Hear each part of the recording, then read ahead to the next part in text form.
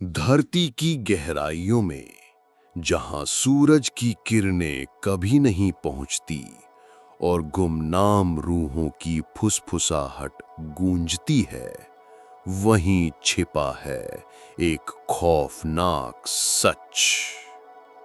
छोड़ी हुई सुरंगों में, जहां इतिहास का अंधेरा और अनजानी आत्माएं अब भी भटकती हैं, हमने की जांच। क्या ये बस बीते वक्त की गूंज है, या सचमुच बेकरार रूहें अब भी वहीं कैद है? रात गहरी थी। अरुण अपने होटल की खिड़की से बाहर देख रहा था। दूर तक सिर्फ जंगल और पहाड़ थे। हवा में अजीब सी ठंडक थी, मानो किसी ने उसकी सांसों पर बोझ डाल दिया हो। उसके हाथ में एक पुराना अखबार था। हेडलाइन साफ लिखी थी, 1989 में बंद हुई खदान, 39 मजदूर रहस्यमयी हादसे में मरे। अरुण पत्रकार था। उसकी आदत थी कि ऐसे मामलों की तह तक जाए, लेकिन इस खदान की खबर ने उसे अंदर तक हिला दिया। स्थानीय लोग कहते थे कि ये मौतें हादसा नहीं थीं, ये श्राप था। सुबह होते ही उसने गांव के बुजुर्ग से मुलाकात की। बुजुर्ग की आंखों में डर था। बाबू, उस खदान का नाम मत लेना। वहां अब भी रात में आवाजें आती हैं, कभी रोने की, कभी चिल्लाने की। लोग कहते हैं कि मजदूर अब भी जिंदा हैं, लेकिन मिट्टी के नीचे फंसे हुए हैं। अरुण हंस पड़ा। ये सब अंधविश्वास है दादाजी। सच तो तभी पता चलेगा जब मैं वहां जाऊंगा। बुजुर्ग ने कांपते हुए हाथ से उसकी कलाई पकड़ ली। मत जाना बाबू। खदान ने जिसने भी पुकार सुनी, वो कभी लौट कर नहीं आया। अरुण की आंखों में जिज्ञासा और गहरी हो गई। उस रात उसे नींद नहीं आई। लगभग आधी रात को खिड़की के पास खड़े अरुण ने साफ सुना, किसी ने उसके कान के पास आकर धीरे से फुसफुसाया, आ जा।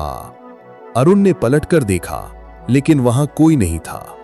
सुबह की पहली किरण खिड़की से कमरे में दाखिल हुई, लेकिन अरुण की आंखें खुली हुई ही थीं। पिछली रात की फुसफुसाहट अब भी उसके कानों में गूंज रही थी। आ जा। ये शब्द उसके दिमाग में ऐसे घूम रहे थे जैसे कोई अदृश्य आवाज उसे बार बार खींच रही हो। उसने पानी का गिलास उठाया, लेकिन हाथ कांप रहा था। नहीं, ये मेरी थकान होगी, मैंने बस वहम सुना होगा। अरुण खुद को समझा रहा था, लेकिन भीतर कहीं डर और जिज्ञासा एक साथ पनप रहे थे। नाश्ता किए बिना ही वो कैमरा और नोटबुक लेकर गांव की ओर निकल पड़ा। रास्ते में मिट्टी के घर, चुपचाप बैठे लोग और दूर से आती बैलों की घंटियों की आवाज माहौल को किसी पुरानी फिल्म जैसा बना रही थी। वो उसी बुजुर्ग के घर पहुंचा जिससे कल मिला था। बुजुर्ग दरवाजे पर ही बैठे थे। अरुण को देखते ही उनकी भवें सिकुड़ गईं। बाबू, तुमने रात को कुछ सुना था ना? अरुण चौंक पड़ा। आपको कैसे पता? बुजुर्ग की आंखें और गहरी हो गईं। वो खदान बुलाती है बाबू, जिसे बुलाती है वो चैन से सो नहीं पाता। अरुण ने हंसने की कोशिश की, लेकिन उसकी आवाज कमजोर पड़ गई। मैं तो बस रिसर्च कर रहा हूं, मुझे वहां जाना ही होगा। बुजुर्ग ने कांपते हुए उसकी ओर इशारा किया और धीमे स्वर में कहा, तो याद रखना, अंधेरे के रास्ते पर जितना गहरा जाओगे, लौटना उतना मुश्किल होगा। दोपहर होते होते अरुण खदान की ओर बढ़ चला। गांव से लगभग 2 किलोमीटर दूर घना जंगल था। पेड़ों के बीच से होकर जाते जाते अचानक मिट्टी बदल गई। जमीन काली हो गई थी, जैसे किसी ने आग में झुलसा दिया हो। थोड़ी दूर पर जमीन में धंसा एक बड़ा गड्ढा नजर आया। यही थी वो छोड़ी हुई खदान। अरुण ने कैमरा निकाला और तस्वीरें लेने लगा, लेकिन तभी उसे लगा जैसे किसी ने पीछे से पत्थर फेंका हो। वो पलटकर देखता है, कोई नहीं, बस हवा चल रही थी।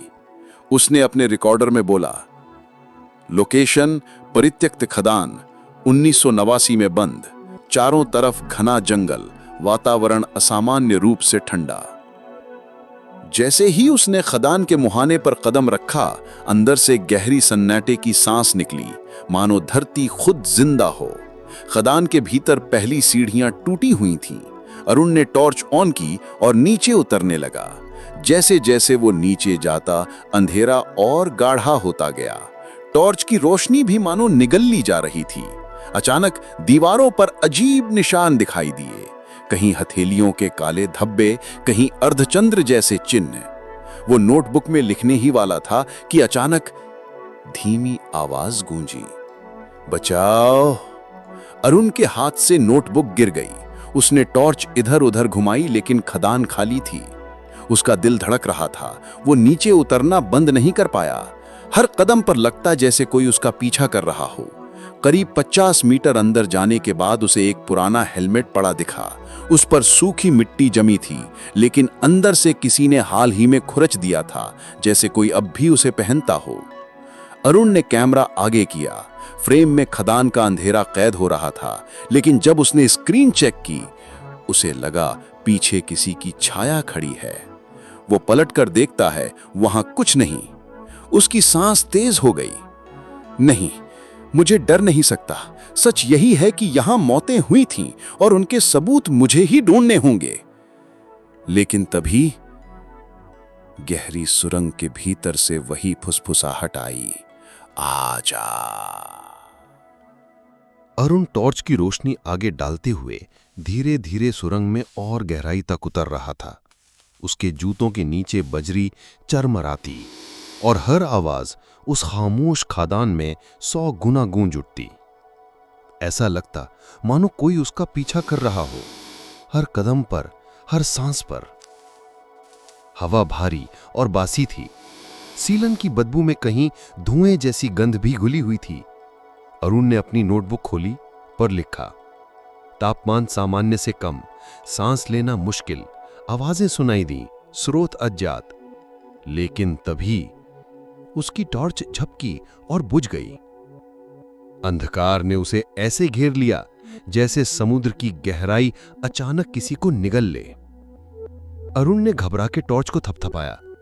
2 सेकंड बाद रोशनी वापस आई, पर अब सामने का नजारा देखकर उसका खून जम गया। खादान की दीवार पर न जाने कहां से धुंधली आकृतियां उभर आई थीं, जैसे दर्जनों हाथ भीतर से बाहर निकलने की कोशिश कर रहे हों। वे धीरे धीरे हिल रहे थे, मानो दीवार की सतह जीवित हो। अरुण ने कांपते हुए कैमरा उठाया और शटर दबा दिया। फ्लैश की चमक के बाद सब कुछ सामान्य लगने लगा। दीवार पर कोई आकृति नहीं। क्या यह सिर्फ मेरी आंखों का धोखा था? उसने खुद से बुदबुदाया। लेकिन कैमरे की स्क्रीन पर जो तस्वीर आई, उसमें एक साफ चेहरा झलक रहा था, खून से सना हुआ और आंखें सीधे अरुण की ओर। वो और आगे बढ़ा। सुरंग अब संकरी होने लगी थी। अचानक उसका पैर किसी कठोर चीज से टकराया। नीचे झुककर देखा तो टूटा हुआ मजदूरों का हेलमेट। उसने उसे उठाने की कोशिश की तो हेलमेट जमीन से चिपका हुआ था, जैसे किसी ने अंदर से पकड़ रखा हो। जैसे ही उसने जोर लगाया, हेलमेट के भीतर से हल्की सी कराह सुनाई दी, मदद करो। अरुण ने हेलमेट छोड़ दिया। उसका शरीर पसीने से भीग चुका था। कुछ मीटर आगे जाते ही रास्ता 2 हिस्सों में मट गया। एक रास्ता नीचे की ओर, जहां अंधेरा और भी गाढ़ा था। दूसरा दाएं, जहां हल्की सी पीली रोशनी झलक रही थी। अरुण ने रोशनी वाले रास्ते की ओर कदम बढ़ाया। शायद कोई और यहां आया होगा, उसने सोचा। जैसे ही वो करीब पहुंचा, उसने देखा दीवार पर लगी पुरानी लालटेन जल रही है, लेकिन उसमें आग नहीं बल्कि नीली लौ थी। अरुण ने कांपते हुए हाथ बढ़ाया, लेकिन लौ छूने से पहले ही बुझ गई और उसी पल उसके पीछे किसी के तेज कदमों की आवाज आई। वो पलटा।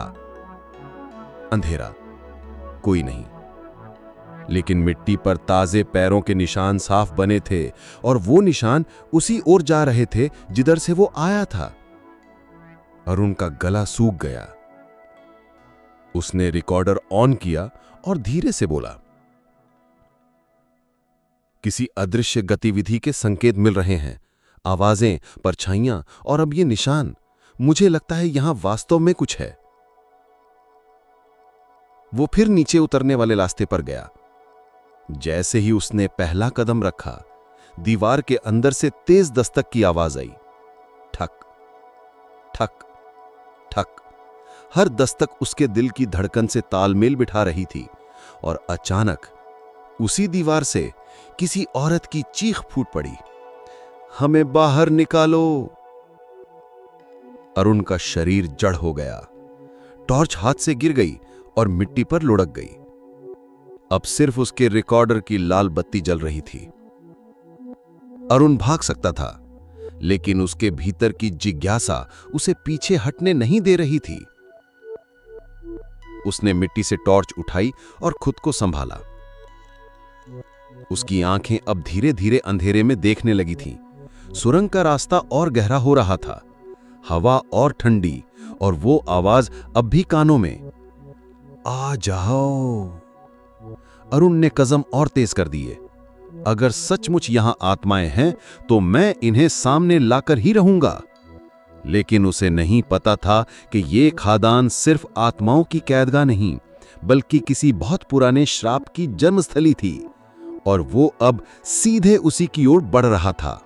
अरुण की टॉर्च की रोशनी आगे बढ़ती रही, लेकिन अंधकार मानो हर पल उसे निगलता जा रहा था। सुरंग की दीवारें अब और भी संकरी हो चुकी थीं। जगह जगह से पानी टपकता, और टपकने की हर बूंद ऐसे गूंजती जैसे कोई कदमों की आहट हो। अरुण का दिल तेजी से धड़ रहा था, लेकिन उसकी जिज्ञासा उसे पीछे मुड़ने नहीं दे रही थी। उसने रिकॉर्डर ऑन किया और धीमे स्वर में बोला, सुरंग के भीतर तापमान और गिर गया है, सांस लेना और मुश्किल हो रहा है। लगता है यहां ऑक्सीजन कम है, लेकिन अब पीछे लौटना नामुमकिन है। कुछ कदम बाद ही मिट्टी की गंध और बदल गई। अब हवा में लोहे और खून की बू घुली थी। अरुण ने नाक ढकने की कोशिश की, लेकिन बू मानो उसकी त्वचा में चिपक गई थी। उसी वक्त टॉर्च की रोशनी दीवार पे पड़ी और उसे चौंका गया। दीवार पर कोयले की परत के बीच कुछ शब्द खुदे थे। अरुण ने हाथ से मिट्टी हटाई। लिखा था, हम यहां मर नहीं पाए, हमें छोड़कर मत जाओ। उसका गला सूख गया। यह लिखावट मजदूरों की लग रही थी। शायद आखिरी वक्त में उन्होंने नाखून या औजारों से ये शब्द गढ़े होंगे। अचानक उसके कानों में एक धीमी सी हंसी गूंजी। वो पलटा। टॉर्च की रोशनी ने सुरंग के कोने में एक परछाई पकड़ी। वो परछाई बिल्कुल इंसानी आकार की थी, लेकिन जैसे ही रोशनी उस पर पड़ी, वो दीवार में समा गई। अरुण का गला सूख गया। उसने रिकॉर्डर की ओर देखा। लाल बत्ती अब भी जल रही थी। वो फुसफुसाया, मैंने साफ देखा एक छाया, इंसानी आकार की, लेकिन असली नहीं थी। सुरंग में आगे बढ़ते हुए अब उसे अलग अलग आवाजें सुनाई देने लगीं। कभी किसी बच्चे की हंसी, कभी किसी औरत का रोना, कभी लोहे की रगड़ की खटखटाहट, और इन सब के बीच एक गहरी भारी फुसफुसाहट बार बार कानों में गूंजती, तू क्यों आया है, भाग जा। लेकिन अरुण अब लौटने की स्थिति में नहीं था। उसकी आंखें पागलपन की चमक लिए टॉर्च की रोशनी को और आगे फेंक रही थीं। रास्ते में मिट्टी से आधा धसा एक पुराना औजार पड़ा था, लोहे की कुदाल। उसका हैंडल सड़ा हुआ था, लेकिन उस पर सूखे खून के धब्बे अब भी मौजूद थे। अरुण ने कांपते हाथों से कुदाली उठाई। जैसे ही उसने छुआ, उसके दिमाग में तेज झटका लगा, मानो अचानक किसी और की यादें उसकी आंखों के सामने आ गईं। उसे दिखा, मजदूर अंधेरे में काम कर रहे हैं। अचानक सुरंग भरभरा के गिरती है। लोग चीख रहे हैं। कोई भागने की कोशिश कर रहा है, लेकिन चारों ओर धुआं और पत्थर, और फिर सन्नाटा। अरुण हड़बड़ाकर औजार गिरा देता है। उसकी सांसें अनियंत्रित हो गईं। कुछ दूरी पर सुरंग और गहरी हो गई। अब टॉर्च की रोशनी मुश्किल से 10 कदम आगे तक ही पहुंच रही थी। अरुण ने दीवार पर हाथ रखा। अचानक दीवार गर्म लगने लगी। उसने हाथ हटाया तो हथेली पर कोयले जैसी कालिख लगी थी, लेकिन उसके बीच लाल रंग के धब्बे भी थे। वो खून था, गर्म खून। अरुण ने घबरा कर पीछे हटना चाहा, लेकिन पीछे कोई खड़ा था। टॉर्च घुमाई, वहां कुछ नहीं था। फिर भी उसकी सांसों पर साफ एहसास था कि कोई अदृश्य शक्ति उसके बिल्कुल करीब है। अचानक दूर से घंटी बजने की आवाज आई, जैसे किसी मंदिर की घंटी बजाई गई हो। लेकिन यह खदान में कहां से? अरुण ने टॉर्च घुमाई और आवाज का पीछा करने लगा। घंटी लगातार बज रही थी, और जब वो करीब पहुंचा तो देखा मिट्टी में आधी दबी हुई एक टूटी घंटी पड़ी है। घंटी खुद ब खुद बज रही थी। अरुण ने रिकॉर्डर में कांपते हुए कहा, यह असंभव है, यहां कोई नहीं है, फिर भी ये घंटी। और तभी घंटी अचानक टूटकर 2 टुकड़ों में बिखर गई। अब अरुण पूरी तरह भयभीत हो चुका था, लेकिन भीतर से एक आवाज कह रही थी, यही तो सच है, यही तो खोजनी थी। वो आगे बढ़ा। दीवार में एक चौड़ी दरार थी। उसने टॉर्च भीतर डाली तो लगा दरार के अंदर कोई छोटा सा कमरा है। अजीब बात यह थी कि अंदर की मिट्टी लाल चमक रही थी, जैसे कोयले में आग अब भी दबी हो। वो दरार में झांक ही रहा था कि अचानक किसी ने पीछे से उसके कंधे पर हाथ रख दिया। अरुण ने चीखते हुए पलटकर टॉर्च घुमाई, लेकिन वहां कोई नहीं था। सिर्फ दीवार पर ताजा हाथ का निशान, खून से बना हुआ। अरुण की सांसें तेज हो चुकी थीं। खदान की दीवार पर ताजा खून का हाथ का निशान अब भी गीला चमक रहा था। उसने कांपते हाथ से टॉर्च की रोशनी उस निशान पर फेंकी। खून धीरे धीरे नीचे की ओर बह रहा था, मानो किसी जीवित शरीर से टपका हो। उसने एक कदम पीछे हटाया, लेकिन तभी उसके कानों में एक कराह गूंजी, बचाओ, हमें बाहर निकालो। आवाज इतनी पास थी कि अरुण ने सोचा कोई ठीक उसके पीछे खड़ा है। वो पलटा, सिर्फ अंधेरा। लेकिन अब दीवार के उस निशान से धीरे धीरे और भी हाथ निकलने लगे। हर हाथ खून से लथपथ, दीवार को अंदर से धक्का देता हुआ, जैसे सैकड़ों मजदूर अब भी मिट्टी में दबे हों और बाहर निकलने की कोशिश कर रहे हों। अरुण ने डर से टार्च गिरा दी। रोशनी मिट्टी पर लुढ़क गई और अंधकार ने उसे घेर लिया। अब सिर्फ उन हाथों की सरसराहट और लोगों की चीखें। अरुण किसी तरह टार्च उठा लेता है, लेकिन रोशनी अब टिमटिमा रही थी। वो कांपते हुए आगे बढ़ता है और देखता है दीवार पर दर्जनों चेहरे उभर आए हैं।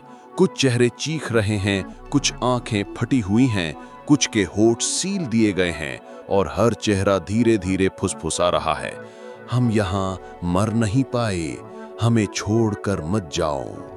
अरुण का दिमाग सुन्न हो गया। उसने रिकॉर्डर चालू किया और बुदबुदाया, ये कोई भ्रम नहीं है, मैंने साफ देखा, दीवारों में चेहरे हैं और वे बोल रहे हैं। वो उस बड़ी दरार के सामने फिर से खड़ा हुआ। अंदर से लाल चमक अब और तेज हो चुकी थी, मानो धरती की नसों में अब भी आग बह रही हो। अरुण ने हिम्मत करके हाथ अंदर डाला। मिट्टी गर्म थी, जैसे अंगारों से भरी हो, लेकिन उसके हाथ में कुछ सख्त चीज लगी। उसने जोर लगाया और बाहर खींचा। वो एक पुरानी डायरी थी, जल चुकी थी, किनारे काले पड़े थे, लेकिन बीच के पन्ने अब भी बचे हुए थे। उसने कांपते हाथों से डायरी खोली। पहले पन्ने पर मजदूर की लिखावट थी, अगर ये डायरी किसी को मिले तो जान लेना कि हम यहाँ खुद नहीं मरे, हमें किसी ने मारा है और हमारी आत्माएं चैन से कभी नहीं सो पाएंगी। अरुण की आंखें फटी रह गईं। उसने पन्ने पलटे, हर पन्ने में मजदूरों की चीख, उनके डर और उस रात के हादसे की झलक थी। आखिरी पन्ने पर लिखा था, हमारी आत्माएं इस खदान में कैद हैं। जब तक कोई हमारी कहानी दुनिया को नहीं सुनाएगा, तब तक ये श्राप खत्म नहीं होगा। अरुण डायरी पढ़ ही रहा था कि अचानक सुरंग के भीतर जोरदार धमाका हुआ। मिट्टी गिरने लगी, टॉर्च झपकने लगी और हवा में राख जैसी धूल भर गई। धुएं और धूल के बीच उसे साफ दिखा, काले साए उसकी ओर बढ़ रहे थे। उनके शरीर इंसानी आकार के थे, लेकिन आंखें जलते कोयले जैसी। एक साया उसके बिल्कुल करीब आया। अरुण ने उसकी सांस महसूस की। वो बुदबुदाया, तुम भी हमारे साथ रह जाओ, नीचे हमेशा के लिए। अरुण चीखते हुए पीछे हट गया, लेकिन उसके पैरों के नीचे जमीन धंस गई और वो जोर से गिर पड़ा। डायरी हाथ से छूट गई और सुरंग के अंधेरे में कहीं गुम हो गई। अब अरुण पूरी तरह मिट्टी में घिरा था। टॉर्च बुझ चुकी थी, सिर्फ उसकी धड़कन और अदृश्य चीखें उसके चारों ओर गूंज रही थीं। उसने हाथ बढ़ाया, कहीं रोशनी की तलाश में। अचानक उसके हाथ में किसी का दूसरा हाथ आ गया, ठंडा, बर्फ जैसा। उसने डर से झटके से हाथ खींचा, लेकिन वो हाथ कसकर पकड़ चुका था और उसी पल कानों में सैकड़ों आवाजें गूंज उठीं। अब तू भी हमारा है, तू भी बाहर नहीं जाएगा। अरुण ने पूरी ताकत लगाकर हाथ छुड़ाया और अंधेरे में रेंगता हुआ आगे बढ़ने लगा। उसकी हथेलियां चिल गईं, घुटनों से खून बहने लगा, लेकिन वो रुका नहीं। घंटों जैसे रेंगने के बाद अचानक टॉर्च फिर से जल उठी। रोशनी ने दिखाया कि वो एक नए हिस्से में पहुंच गया है। ये हिस्सा बाकी सुरंग से अलग था। दीवारों पर कोयले की जगह चमकते क्रिस्टल जड़े थे और बीच में एक लोहे का दरवाजा था। दरवाजे पर खून से लिखे शब्द थे, यहां मत आना। लेकिन अरुण के भीतर का पागलपन उसे रोक नहीं पाया। उसने दरवाजा धकेला। जैसे ही दरवाजा खुला, अंदर से ठंडी हवा का झोंका आया और उसके साथ एक डरावनी चीख, भागो, बहुत देर हो गई है। अरुण ने अंदर झांका। एक बड़ा कमरा था जिसमें लोहे की सलाखें लगी थीं और सलाखों के पीछे दर्जनों साए खड़े थे। हर साया मजदूर की शक्ल लिए, लेकिन आंखों में सिर्फ अंधेरा। उनमें से एक साया आगे आया और गरज कर बोला, तूने हमें देख लिया है, अब तू कभी बाहर नहीं जाएगा। अरुण की सांस थम गई। उसने टॉर्च कसकर पकड़ी और पीछे हटना चाहा, लेकिन दरवाजा अपने आप बंद हो गया। अब वो पूरी तरह अंदर कैद था, सैकड़ों आत्माओं के साथ, जिनकी आंखों में सिर्फ मौत और बदला था।